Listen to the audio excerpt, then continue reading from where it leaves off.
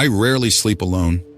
Not that I have a choice in the matter. The night always starts, and for that matter, always ends the same. Knock back a few sleeping pills, take off my socks, a nervous habit, I suppose, and let myself get drowsy. Couldn't tell you why I even take them still, the pills that is. They barely touch the terror that awaits me. I'm a creature of habit, you could say. Then again, so is she. I guess you could also say we're inseparable. Not that I planned it that way. That's just how it is now. Every night I wait, a prisoner in my own bed, and every night her face appears. No matter how badly I clog myself with prescription pills, I can feel her arrival. A cold tendril of dread slithers up my spine. A premonition sharper than any alarm clock. Sometimes she's just a face, a chilling tableau of hate etched on a once human canvas. Hollow, vacant eyes pierce the darkness. The flesh around them stretched taut and pale, moonlight glinting off bone like a ghastly parody of a smile. I couldn't tell you what's worse, her wide-eyed, contorted look of hatred or that delirious look of malignant joy spattered across its twisted face. A grotesque impression of a smile stretched impossibly wide. It paces too, or it glides, like it's on a conveyor belt back and forth across the foot of my bed. Her eyes never leaving mine. Eyes wild with rage, a tempest trapped behind the translucent veil of death. It's a performance, a macabre dance enacted just for me, her captive audience. The silence is the worst part, the oppressive silence broken only by the ragged rasp of my own breathing and the insistent, rhythmic thud of my terrified heart. The nights when the body of the thing lays itself beside me are the ones that truly make me wish for the oblivion of the pills. To find us face to face, mere inches apart, with her lips agape, as if she was mimicking my horrified reaction, is beyond description. My whole body becomes liquefied with fear. I bolt upright, a desperate scramble to escape the suffocating weight of her presence, but never make it past my bedroom door. My legs fail me, giving way like jelly beneath the crushing weight of terror. I'm suddenly a heap by my dresser drawer, gasping for breath like a beached fish. That's when she kneels, her form blurring at the edges like a watercolor painting bleeding into the darkness.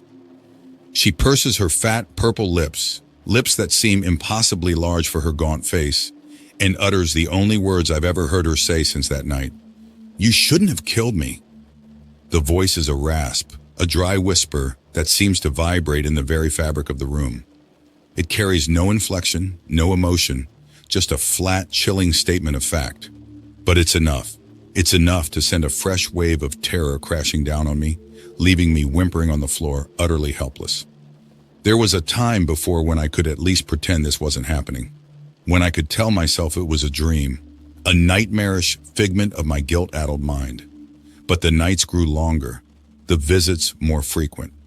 The fear, a constant companion, gnawing at the edges of my sanity.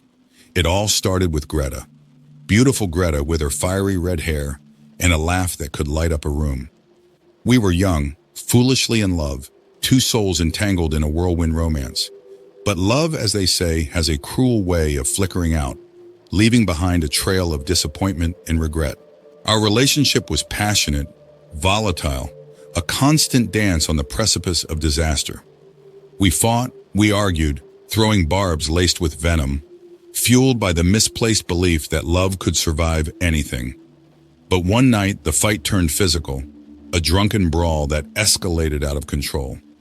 The memory is a kaleidoscope of blurred emotions, a swirling vortex of anger, fear, and the sickening thud of flesh against bone.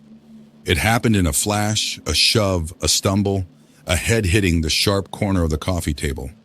A sickening crack that echoed through the apartment like a death knell. Panic seized me.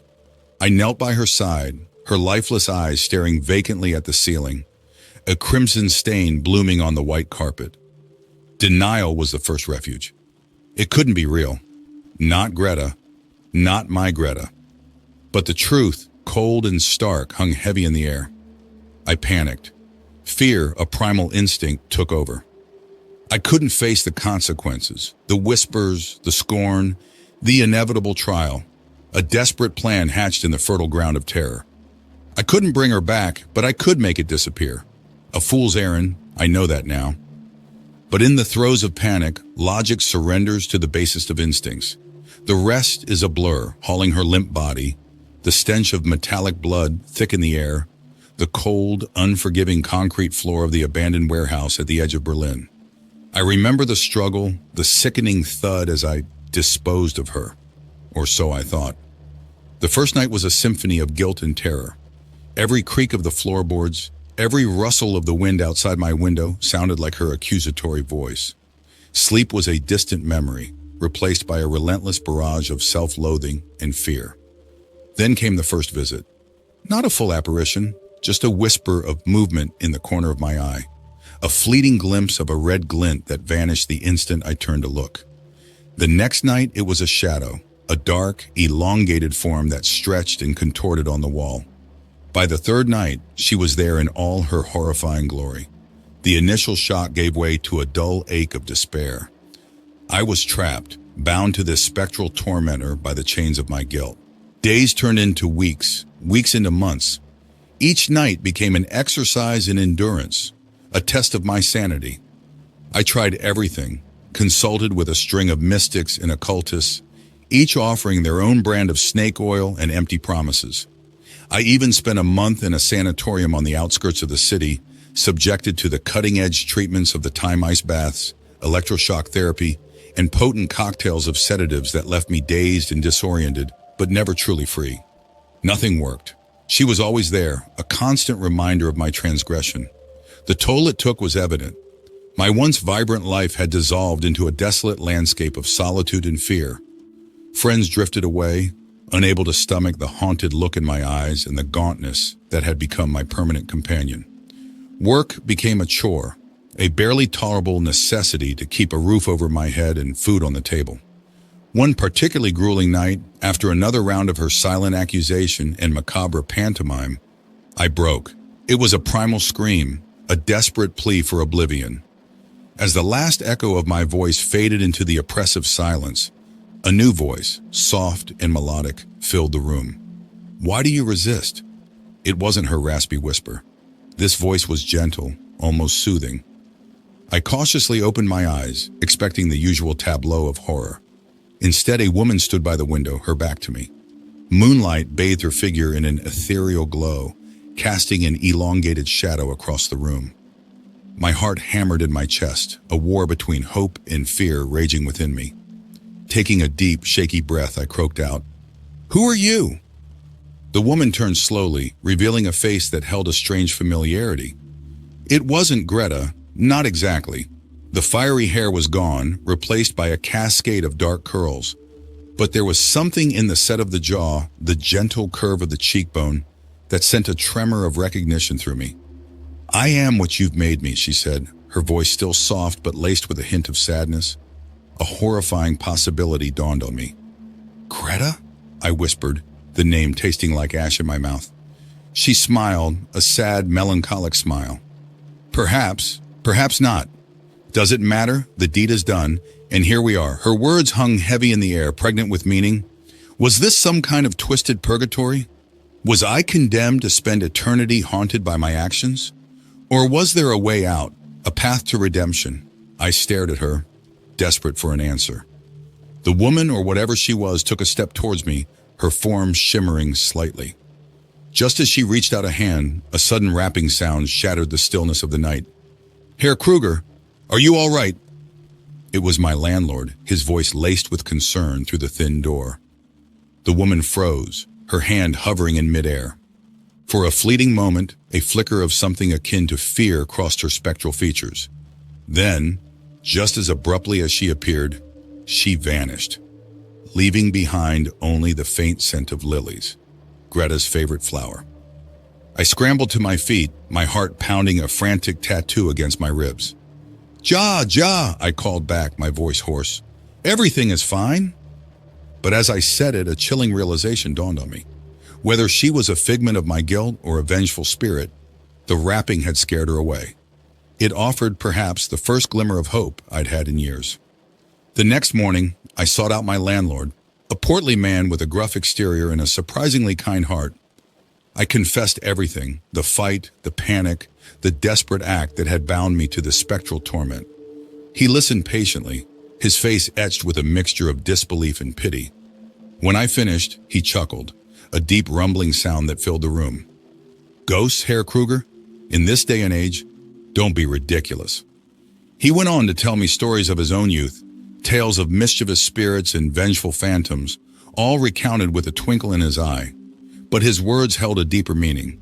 He was planting a seed of doubt in my mind, a suggestion that perhaps this was all some elaborate delusion, a product of my guilt and overactive imagination. I clung to that seed, nurtured it in the fertile ground of desperation.